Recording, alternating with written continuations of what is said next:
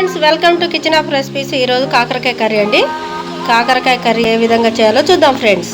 కాకరకాయల్ని ఈ విధంగా నేను గింజలు తీసేస్తానండి. మొత్తం ఈ విధంగా గింజలు తీసి మనకి ఏ సైజు కావాలంటే ఆ సైజు కట్ చేసుకోవాలి. నేను నిలువుగా కట్ చేసి చిన్న ముక్కలు కట్ చేశాను.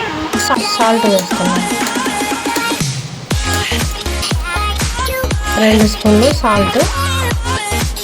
కాకరకాయలన్నీ మామూలుగా ఏ విధంగా కడగాలండి. అట్లా కలిపి గట్టిగా ఇలా అనుకుంటూ కడగాలండి సాల్ట్ వాటర్లో. ముందుగా స్టవ్ మీద ప్యాన్ పెట్టుకున్నామండి.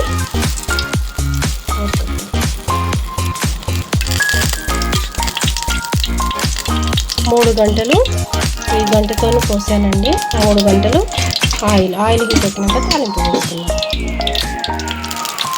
ఇప్పుడు కాకరకాయలను వేసుకున్నాం.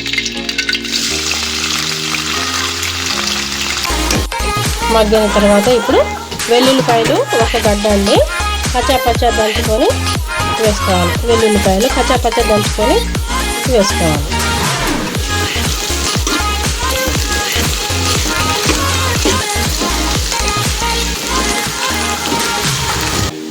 ఒక్క మీడియం సైజు ఉల్లిపాయ అండి.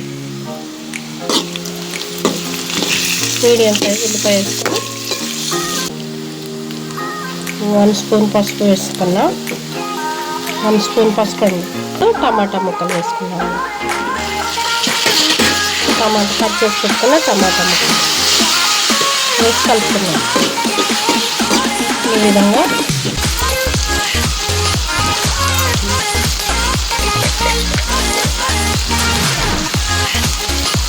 రెండు స్పూన్ల కారం వేసుకోవాలి. మన రుచికి తగినంత సాల్ట్ వేసుకోవాలండి. అయిపోయింది, కాకరకాయ కర్రీ రెడీ.